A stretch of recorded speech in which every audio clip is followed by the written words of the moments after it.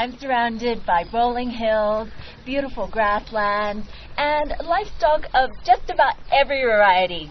You'd think that I was in Xinjiang or Inner Mongolia, but, well, I'm not. I'm in Gannan, the southern part of Gansu, home to the Tibetan ethnic minority. Welcome to Travelogue. I'm Charlene. Gannan Tibetan Autonomous Prefecture is located in the southwestern part of Gansu Province. Covering an area of 45,000 square kilometers, it has a population that is 51% Tibetan, 41% Han Chinese, and other ethnic groups.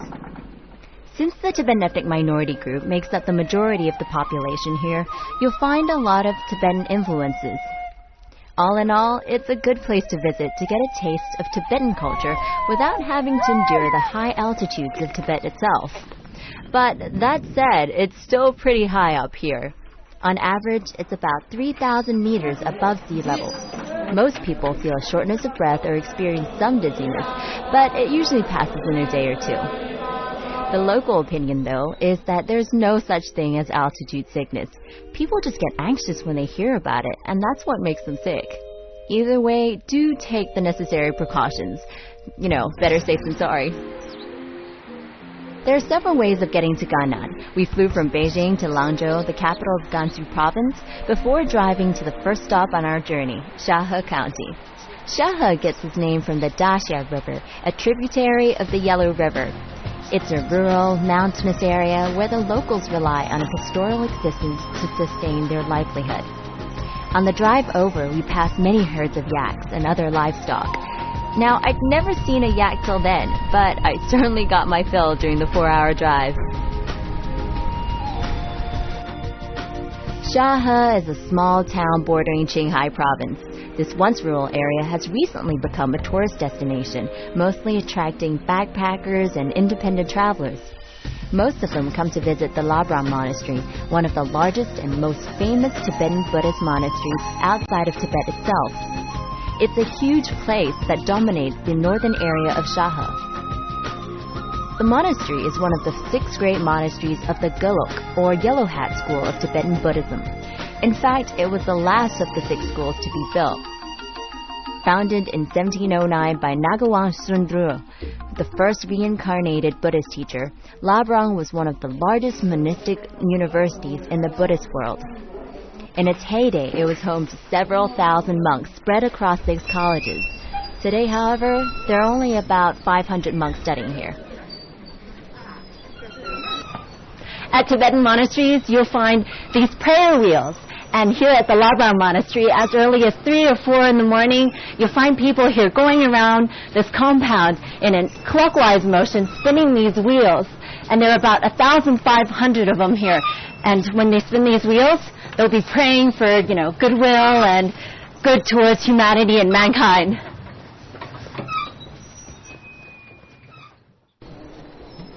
There's something almost hypnotic about watching these devout Buddhists turn wheel after wheel while they pray.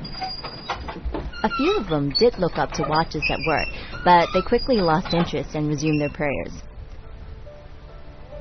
I almost felt guilty for breaking their concentration, even though it was only for a moment. But I soon realized we were just a minor distraction. Their belief was far too powerful.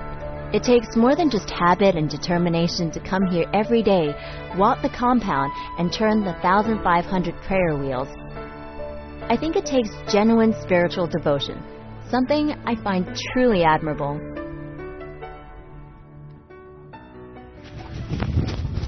Labrang Monastery is one of the largest Tibetan Buddhist monasteries in the world, and it has the most extensive collection of Buddhist scriptures of all of them.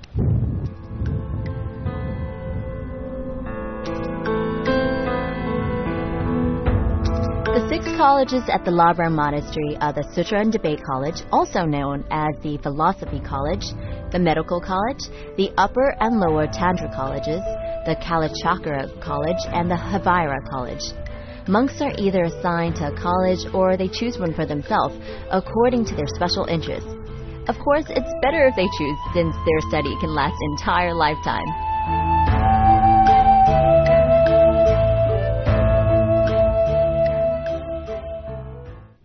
And how long do monks usually study for? I mean, are there different sections? Or? Yeah, actually here are different 6 colleges, different sects and study for years, Yeah. And most of the parallel sects and the college and the philosophy, but here most of the monks study philosophy. The philosophy has certain classes, one class for 1 year. And how many years do they have? How many years are there? Many years. But I wanted to finish in the classes. The monks agreed to take the exam to this name is called the Dorumbas and Aramjum, but the highest positions, That's the highest level? Yeah, highest level. And how long would it take to get to the highest level? I think this one is almost 25 and 30 years they're studying. That's a lifetime of studying. It's just a whole life to study. That kind of do that. Yeah. Can't pass that exams. It's too difficult. Just here, philosophy has about 700 marks. Study philosophy, just 2 monks 1 year do that. Right. Can pass that exam.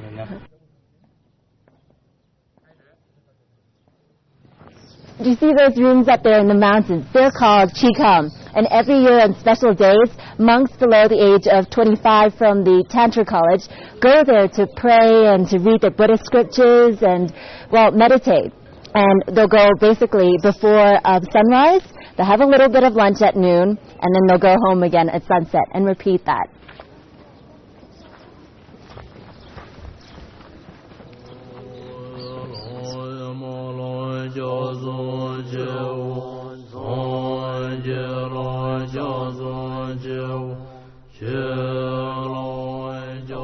Every day the monks will have morning and afternoon classes. In each of the 6 colleges, there are 13 levels of education. Now, once a student reaches the 12th level, he takes part in one of the 2 open debates that are held annually. At the end of it, only one person will go on to the 13th level. That is, after considerable questioning and scrutiny by his fellow students and judges. Sometimes, if the judges aren't convinced, no one will be deemed to have passed the debate. But, see, here's the catch. A monk can only undergo this examination once in his lifetime, so anyone who participates and doesn't pass has to remain at the 12th level or restart their education from scratch again at another college.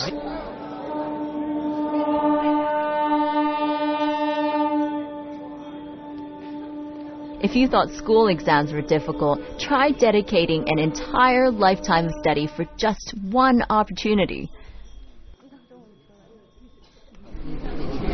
Every morning at around 11, tourists can come to the Labram Monastery to listen to the afternoon prayers. But the only people allowed inside those halls are monks and selected donors for the day.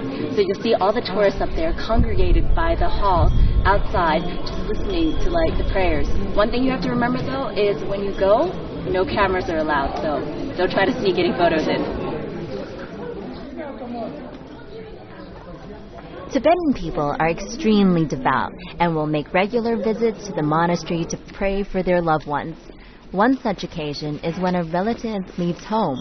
The entire family will visit the monastery, bringing with them yak butter for lighting candles and long pieces of silk called hara to pray for a safe journey. Apparently, you need to present your haras to the monastery before you pay homage before the statues of the Buddha, because presenting a hara, be it to a monastery or as a welcoming gift to a guest, is a sign of purity, respect, and loyalty.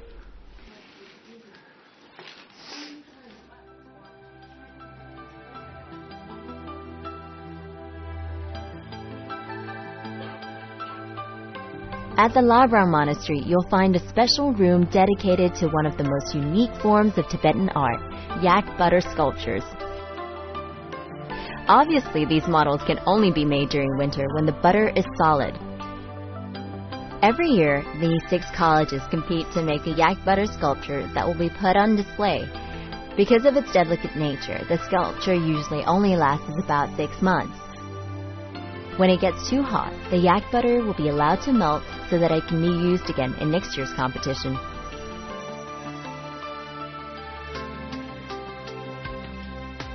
Aside from yak butter sculptures, another well-known art form, perhaps the most famous in Tibetan culture, is the tanka. This is a painting or embroidered banner depicting Tibetan Buddhist iconography, which you'll find hanging at monasteries and family altars. It's an ancient art form dating back to the late 13th century. Nowadays, even a small tanka can cost tens of thousands of RMB, and the value comes from the work put into the painting. Everything is handmade, from the canvas to the paint. The canvas is made from cotton or silk, with each layer tempered with an herb and blue solution, and the paints on their own are worth quite a pretty penny because they're made of precious stones and gold that have been grinded up. I'd heard of tankas before, but I had yet to see one, so it was a good thing that I didn't have to go far, because right next door to the Labrang Monastery is a tanka art center run by a Tibetan monk. 简单的介绍的话，它是就是面部上面面部上面喷雾一样的一些画出来的一个建筑画，很多那个题材是什么题材都有，主要是佛菩萨佛像为主的这样的一个画，也是一个藏民族的一个怎么说呢，一个传统的一个特殊的这样的一个画。现在的话就是国画、油画、唐卡三个是世界上很有名声的。完成一个唐卡的话，这种大小的话，无路云做工很细致，很慢丰富。你现在教什么？你多少学生？我现在整个甘肃四川青海的话，我教过学生也100多啊，差不多。但是这里的话不多，这里整个这里学的人呢，这里我们唐卡中心的话，目前我培养出来的5、6个老师，10几个学生这样的，以后慢慢变成一个私立唐卡艺术的那样的一个学院，我有这样的愿望。Shirubu has over 100 students studying the art of tanka making under his tutorage. His only requirement when accepting a student is that he or she has a keen and dedicated interest in learning the craft. His students vary in age, backgrounds, and ethnic groups, and they travel from across China just to learn from him. The tanka is an ancient art form, and it's reassuring to see that it's being continued by this generation of students. While most people appreciate tankas for their aesthetic value, I bumped into a couple of collectors who told me that tankas are intended to serve as a record of and a guide for contemplation. So, Buddhists will never say that they're buying tankas. Rather, they're inviting them home with them. Now, for those of you who are not Buddhists, a tanka is still a beautiful piece of art to have at home, and a valuable one too, thanks to the paints, which are made to last so that there won't be any fading for at least 100 years. While I'm not Buddhist, I've always had great respect for its philosophical and spiritual teachings. A couple years ago, I spent some time in Myanmar, where I got to understand a little bit more about the teachings of Buddhism and how the monks live. I'm reminded of it again here as I watch the monks from the nearby Labrang Monastery walking about town. And I'm humbled by the dedication that they have to their faith and the simple lives they've chosen to lead. Gannan is known as a backpacker's haven, so you'll find many hostels and small hotels here. The good thing about that is that not only is it reasonably cheap, well, it also has a local flavor.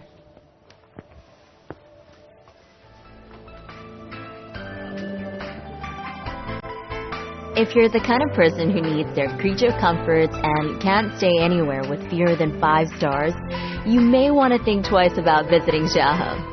But if you're up for a challenge and don't mind sacrificing a little comfort in order to experience real beauty and perhaps gain a little self-awareness and spiritual help at the Labrang Monastery, definitely come.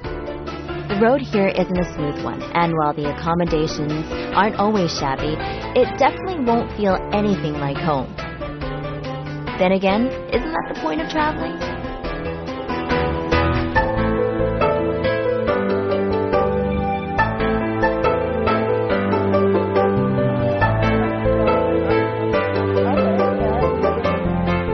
How many days have you guys been here?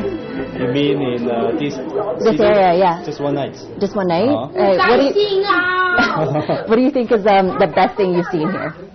The monastery is quite good. Yeah, the monastery. Yeah. And then the Tibetan is also very friendly and helpful. Right. Yeah.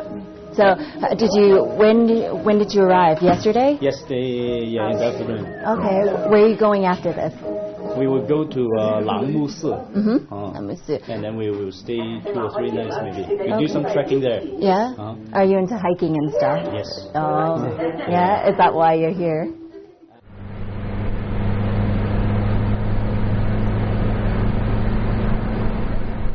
Less than a 20-minute drive away from Shaha, beside the Daxia River, you'll find the Sangha grasslands, named after the Sangha flowers that bloom here in summer and form a natural carpet over the terrain.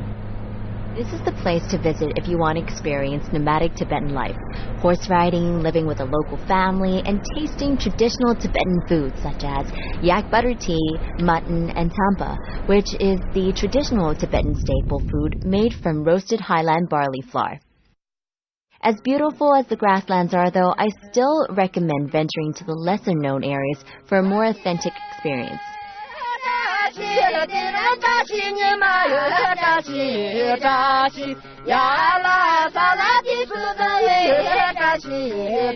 Over the winter, temperatures here can drop to as low as -20 degrees Celsius.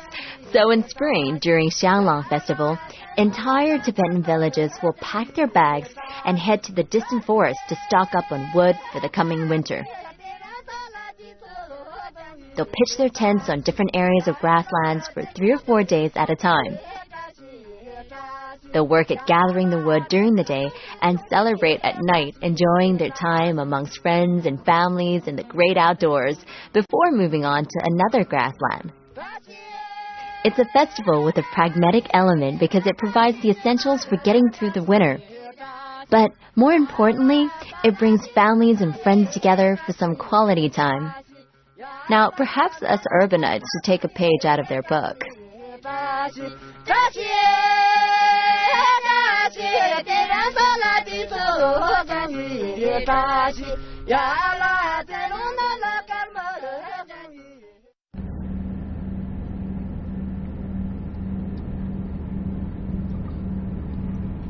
From the Sangha grasslands in Shaha, we travel south towards the capital of Gannan, Hezhuo. It's an hour-and-a-half drive to the small town that was once the historical business center for Tibetans and Han Chinese. Now, most tourists don't come here to visit the capital. Instead, they come for the Hezhuo Monastery and the monastery's famous Milarepa Tower. I did a little research beforehand, and so I can tell you that the Milarepa Tower is known to the locals as the Milarepa Buddha Pavilion and is a part of the Hezhuo Monastery. Built in the Qing dynasty, the tower has a history of over 200 years, although the original building was burnt down during the 1960s. The present tower dates from the late 1980s and stands at over 40 meters high. Now, it's a shaky climb up the 9 stories to the top, but I've heard that if you're game, you'll be rewarded with a fine view of the city. Truth be told, Hezhuo is a very small town, and there's not very much to see here. But there is one stop that you have to make if you pass by. It's the Mirabelli Buddha Pavilion, and it's a very important part of Tibetan Buddhism and a really great site. The Milarepa Tower is named after one of Tibet's most famous sons, a monk who lived in the 11th century. Jetsun Milarepa's story is a classic tale of good to evil to good again. Now, he was born into an affluent family, but after his father died, his aunt and uncle claimed the inheritance, leaving the rest of the family penniless. Urged by his mother, he left home to study sorcery. After years of delving in black magic, he repented his mistakes and dedicated the rest of his life to studying and teaching Buddhism.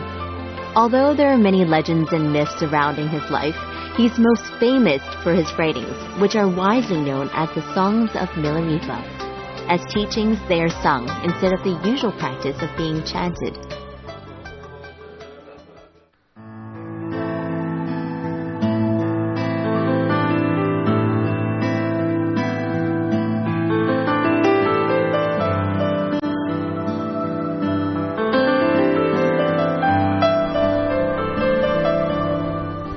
You can visit Gannan all year round, but the best time to come is from June to August. It's then that the grasslands are in their full glory, providing a spectacular backdrop to your travels.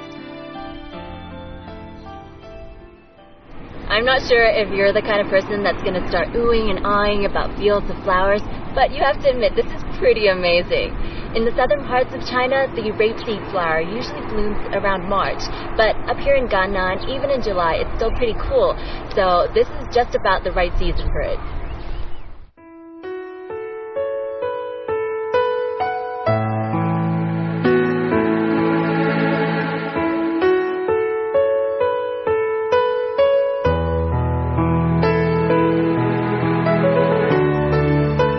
Hezhou can be considered the midpoint between two areas where the ethnic Tibetans lead two very different traditional lifestyles. You'll find that the Tibetan families living in the north of Hezhou are stock breeders, while those in the south are farmers.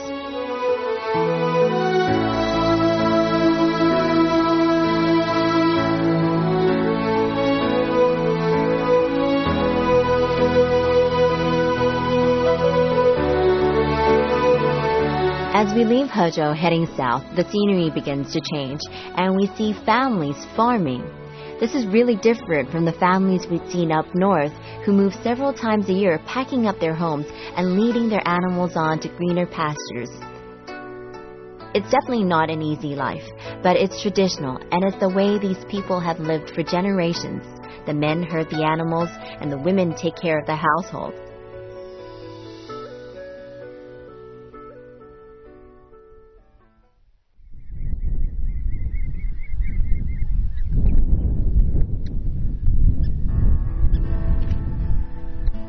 From Hezhou, we traveled south to a place known as the Switzerland of the East. I won't reveal where we're going just yet. You'll have to wait. But on our way there, we passed Gahai Lake, a beautiful, untouched piece of nature where the birds fly low, unafraid of the people snapping pictures by the lakeside. It's a popular stop for photographers, although there isn't actually an official entrance to the area. Getting in involves climbing under a fence or two, but as long as you leave without disturbing the natural surroundings, no one will stop you from getting close to the water's edge. The birds tend to be very trusting here. Maybe they know that it's against Buddhist teachings to harm animals. To be honest, I think there's a good chance of you getting hurt if you were to ever try and catch something here. So don't even think about it.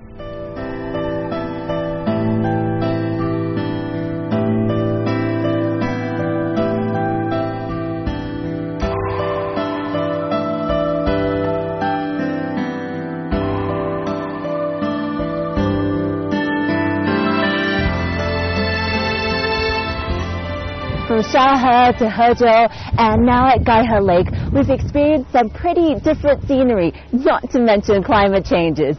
But it's all been spectacular, and that's exactly why people love Gannan so much. Thanks for watching Travelogue. I'm Michelle Lean. I'll see you next time, but in the meantime, keep those bags packed. Now, I thought the weather in Melbourne was fickle, but Gannan has given my Australian home city quite a run for its money. After a night in Machi, we passed Gahai Lake once again, and this time we're welcomed by clear blue skies. Yesterday, the lingering fog made the Gahai Lake area feel serene and a little mysterious, but today the water is sparkling and shining, inviting the passerbys to take a dip.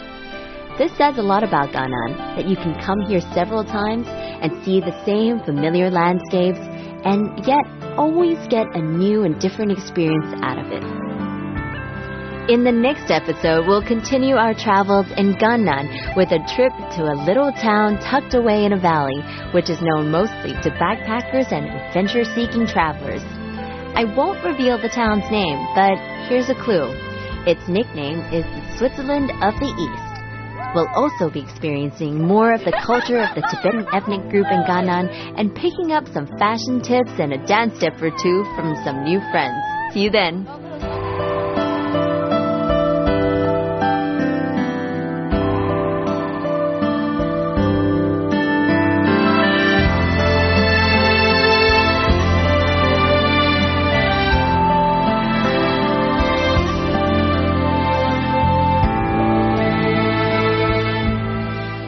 Better safe than sorry. There are several ways of getting to Gannan. We flew from Beijing to Langzhou, the capital of Gansu province, before driving to the first stop on our journey, Shahe County. Shahe gets its name from the Daxia River, a tributary of the Yellow River. It's a rural, mountainous area where the locals rely on a pastoral existence to sustain their livelihood. On the drive over, we pass many herds of yaks and other livestock. Now, I'd never seen a yak till then, but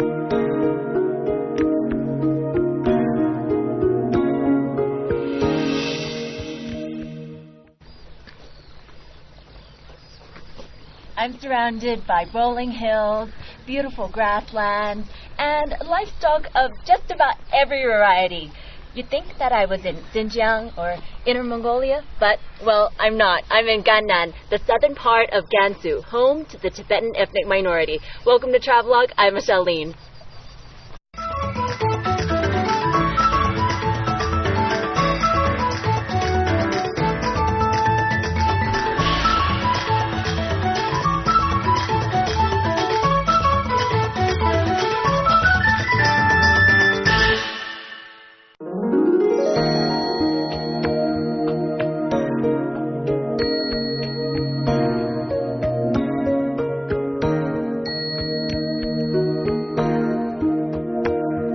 Tibetan culture without having to endure the high altitudes of Tibet itself.